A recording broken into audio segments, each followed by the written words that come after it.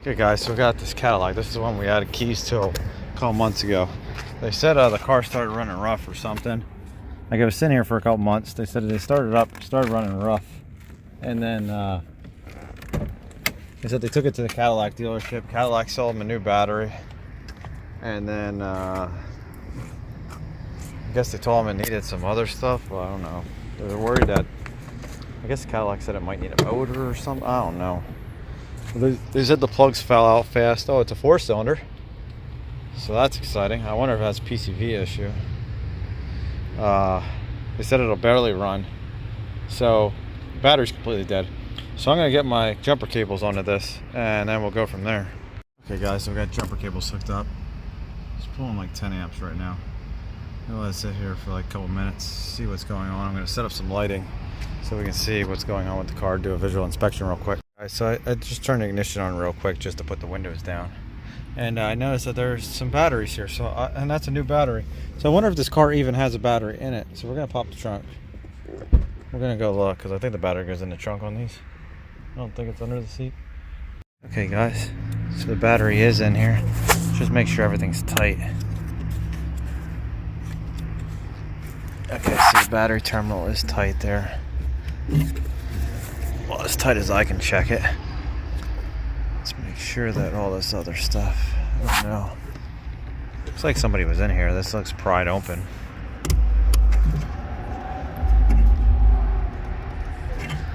So we should probably, oh, is this lift up? Okay, so somebody did solder in here. They all look tight. I've seen these already loose.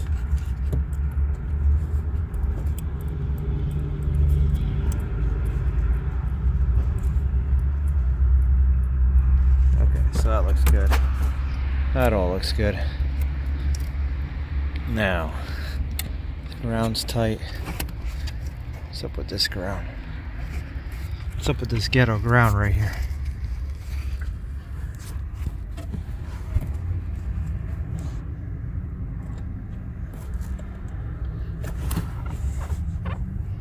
Okay, so that has a ground, like braided ground that goes down farther. Okay, I thought maybe it was stripped or something, and then re-crimped. But yeah, that all looks good. So that I'm not worried about. Let's see. Pull some codes on here. I'm gonna see if we can. Let's power up the ignition. There we go. I'm gonna ID this vehicle and then we'll do a full system scan. Oh, that's weird. Why don't we have anything else on here? Like, we don't have check engine light.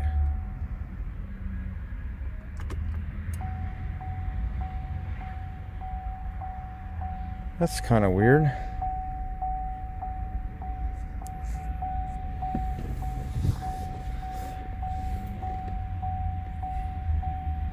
Can we start it? Let's turn our volume down.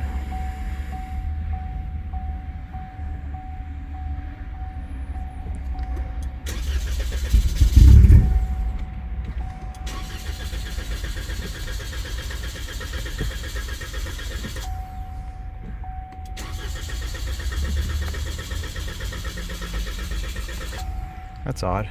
But hey, all our lights are on now. We even got daylight running lights, so something weird's going on here. So let me cancel this. We'll try to auto ID this again. Should auto ID pretty quickly.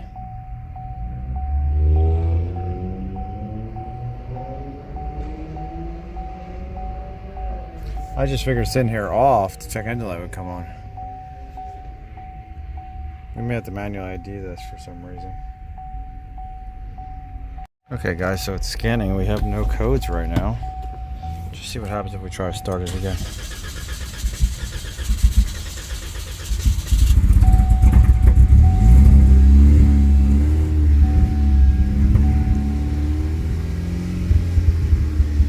So it's definitely misfiring. They said the plugs would foul on this. I'm kind of wondering what our mass airflow sensor reading in that is. Let's see, let's pause this. Let's see if we can pause this. Let's go into here.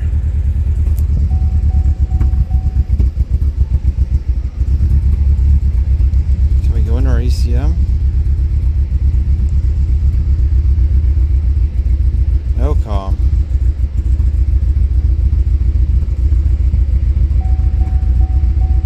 How do we turn our AC off?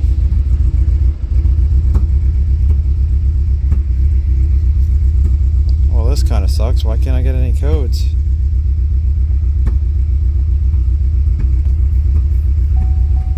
Let's go back. Let's go to EOBD.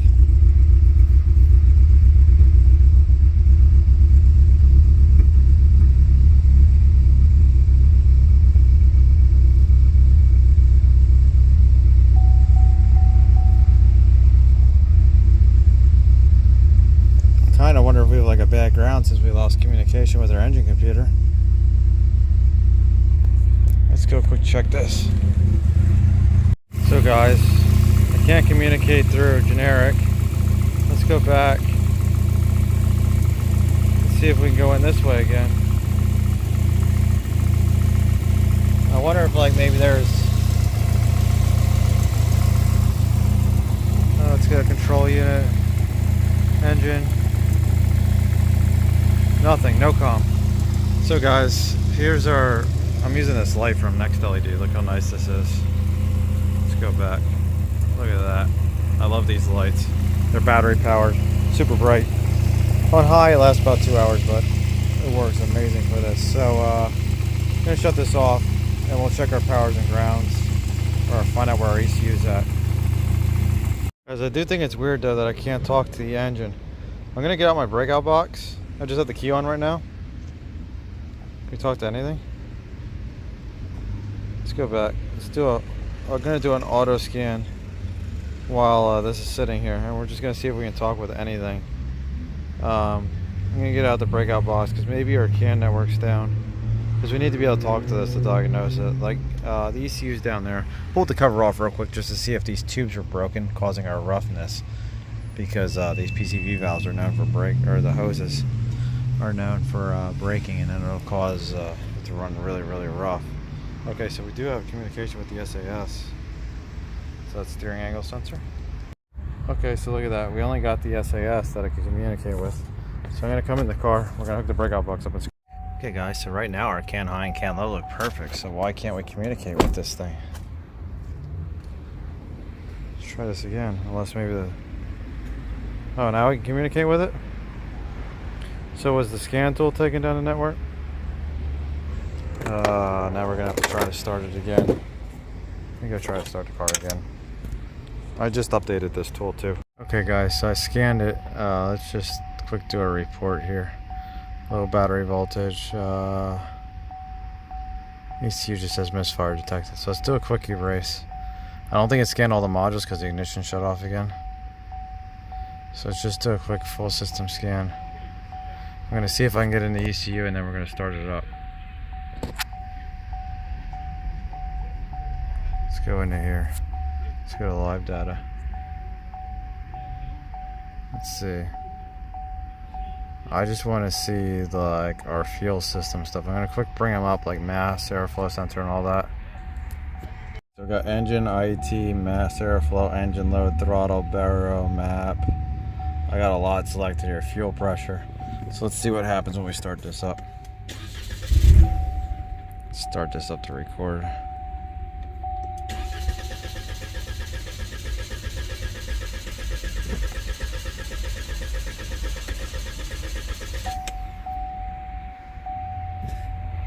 That's odd, we're not building fuel pressure.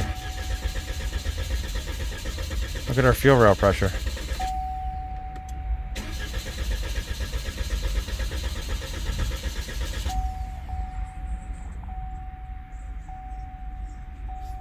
So guys, we're not building fuel pressure.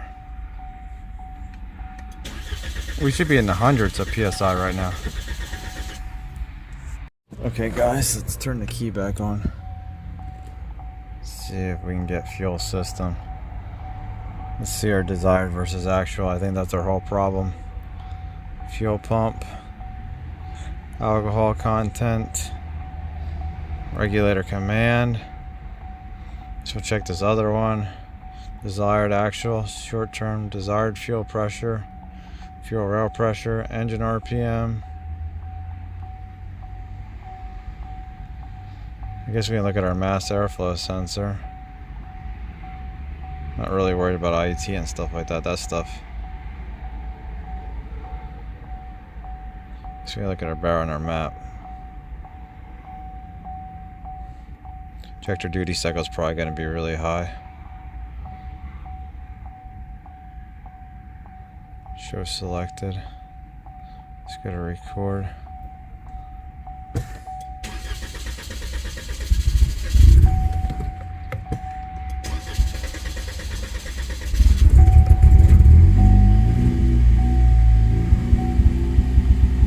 Look at our fuel rail pressure. We're at 100 psi in our rail. See 116? We're maxing out our pump, I bet.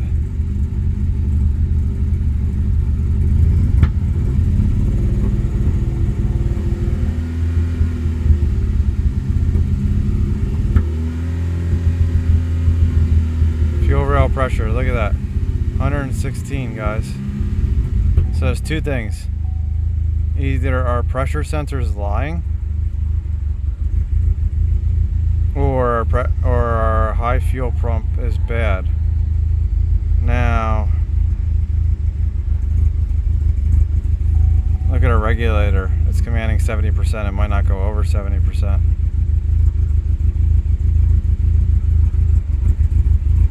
So, I think we have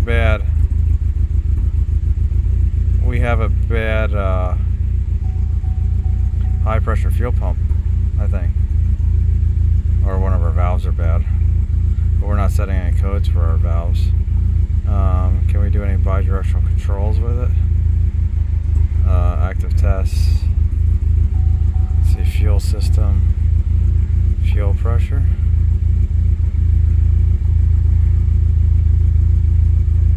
Set parking brake. Is it electric?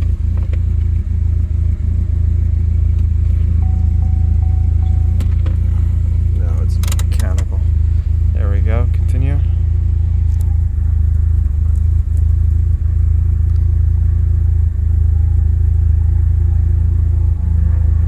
Look at that.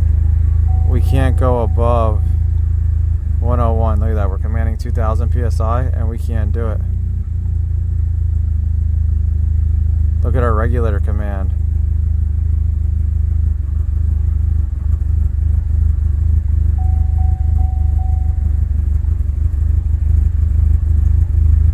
So we can't do that. Let's see. Fuel pressure regulator.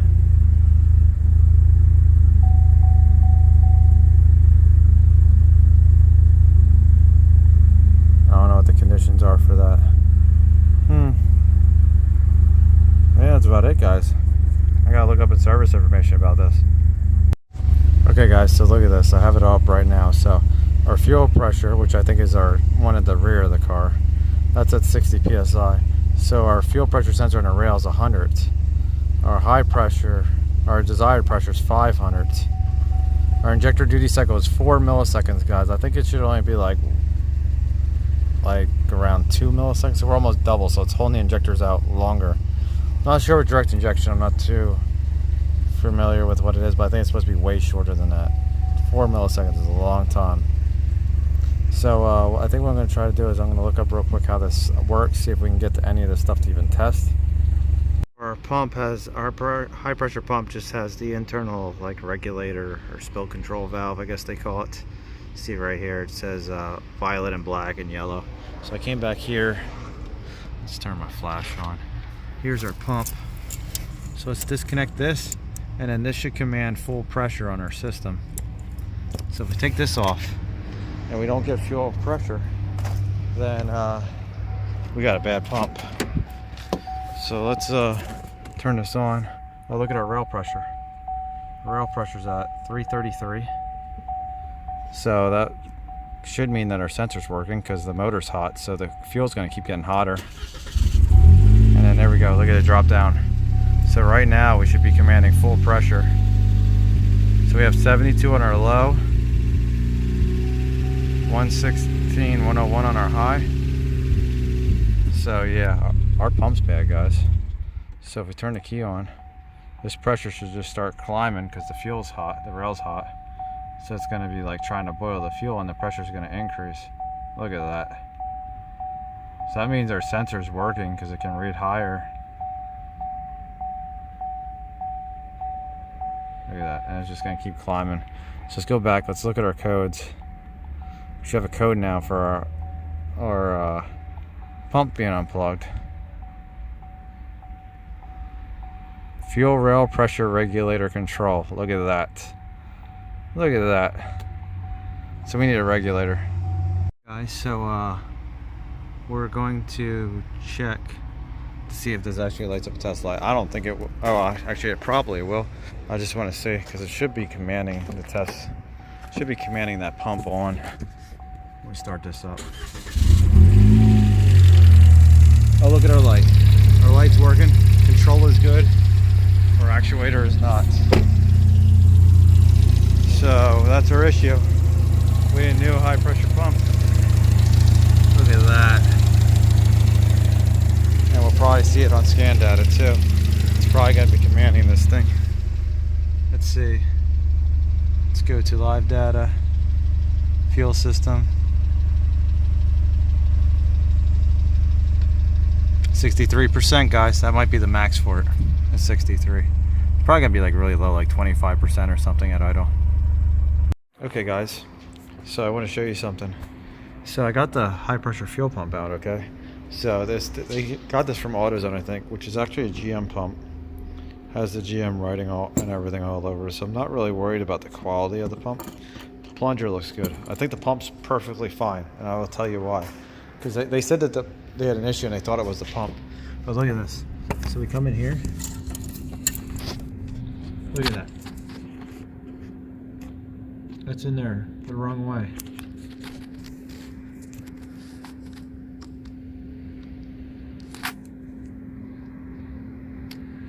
Look at that. Completely the wrong way. That's supposed to be flipped around. Let me see if I can get a photo for you guys. So guys, here's a photo from my friend Chad, the practical mechanic. Look at this. You can see the plunger. You can see how on the right side is the roller and on the left side is that flat part. Well, the roller is facing up, so we know that's in the wrong way. So hopefully it didn't damage the camshaft. They're supposed to get it out, and I'm gonna come back to the car. But if we don't come back to it, I hope you guys like it. See you later. Okay guys, we're back with the 13. I think this is an ATS. This is the one that they put the cam follower on upside down for the high pressure fuel pump. So they said it misfires only on one cylinder. So we're gonna bring up our misfires. Let's see. I'm gonna bring up our history. It does show 4 right there. See, show selected. Let's start this up. Let's see if it misfires.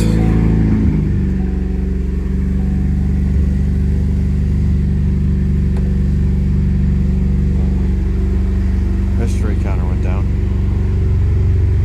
Let's see if this will misfire. So I'm gonna let this run for a little bit. Oh, there we go. We got 4. Okay.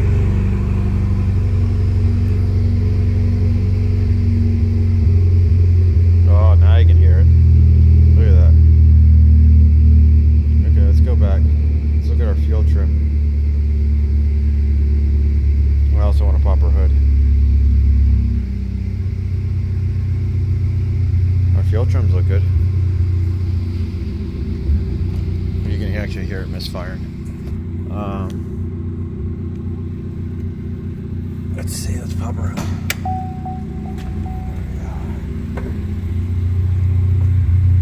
Oh, we're adding a lot of fuel right now, guys. Is it adding fuel because it's not being burned?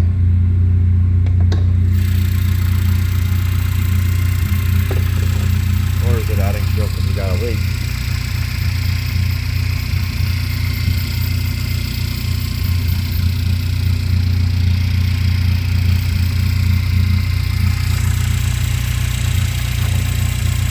Or just to see what happens.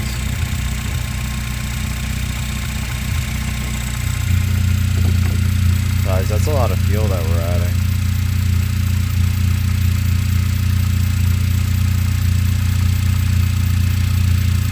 Let's let this stabilize again. I'm gonna go look for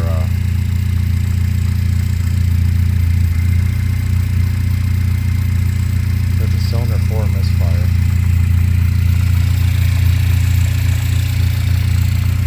I'm assuming they probably swapped coils. 18% right now, guys. Let's let this stabilize a little bit. Okay, guys. So our desired and actual fuel rail pressure looks good. Let's see.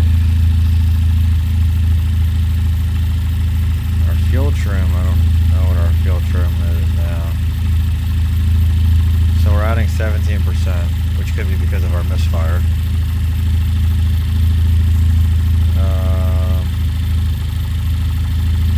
Guess we could do a relative compression. So if I do a clear flood right now, guys, it sounds pretty consistent. I'm gonna look through here, through the active test, see if there's anything else we can do. Okay guys, there's a compression test in here. Not really sure what this does.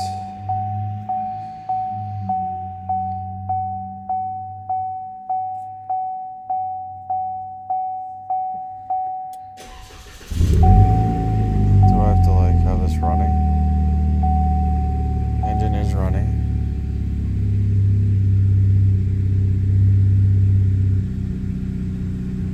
I don't know what the conditions met are.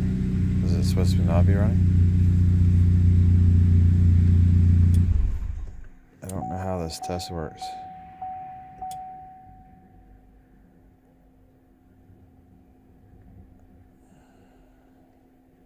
I'm supposed to like hold the key on, or hold the button on, like that. Enable.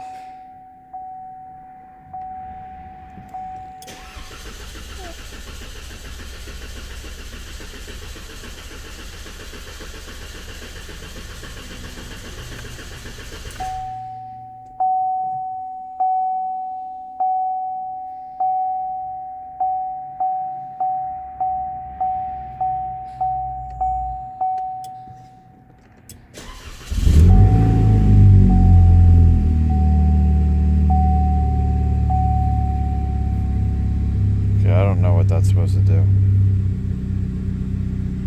Okay, so I don't know how that works. So that's not a good one. I want to see if they're misfire graphic. Okay, so this is just showing me the same thing. Do we have like a special functions? Like, can we do a crankshaft variation with there?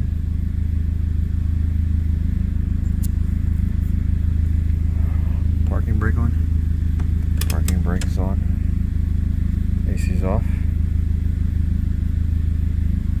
Coolant temperature too low, so we'll let this warm up. So if we look on here, 1266844 is our calibration part number here. Identifier 6, so I'm assuming that's probably our base, and then we're up to here or so, or there. So we got the calibration for this, and I noticed that it's knocking. You hear the knocking? So let's see if we can deactivate the cylinders or something in here. I did the crankshaft relearn. So tried that. Let's go in the fuel system. There you go, power balance. Okay. See if this. So there we go. We disabled one. You hear it now. But the knocking's still there. Okay. So let's go to 2. Let's go to disable. Runs rough. Knocking's still there. Let's enable that. Let's go to 3. Let's go to disable. Knocking didn't change, still knocking. Let's go to 4. Disable. What's in that? Our knocking starts going away. Let's re-enable. Hear the knocking. Disable. Less knocking. What I'm going to do is I'm going to shut it off. We're going to pull the spark plug. We're going to look in the cylinder, see if we see any damage, because the TSP also mentions engine damage. Okay guys, so I went in the cylinder. Here's what it looks like. Got some pretty good photos inside the cylinder here. So I don't see anything like really of any damage. Like the walls look good. The pistons look pretty good. I don't know what that is. I don't know if that's signs of detonation or if that's just normal, because I would think the detonation would be in the center and the whole piston's like that. So it's making me think that that's not an issue. I think that's just the way the piston's casted. I could compare it to another cylinder. I could look up what the pistons look like. Okay guys, so I swapped the cylinders around. I also went in the cylinder. I'll show you guys what I saw then. But here's our cylinder 4. Here's our cylinder 3. You can see the piece right here is intact. Cylinder 4 is not. This is low speed free ignition. So we're gonna tell them that they need a motor. And also if we come on here and we disable cylinder 4 again, because I swapped the coils, you'll hear the knock almost like it changes. It's not consistent, just like it was last time. So yeah, that's our issue.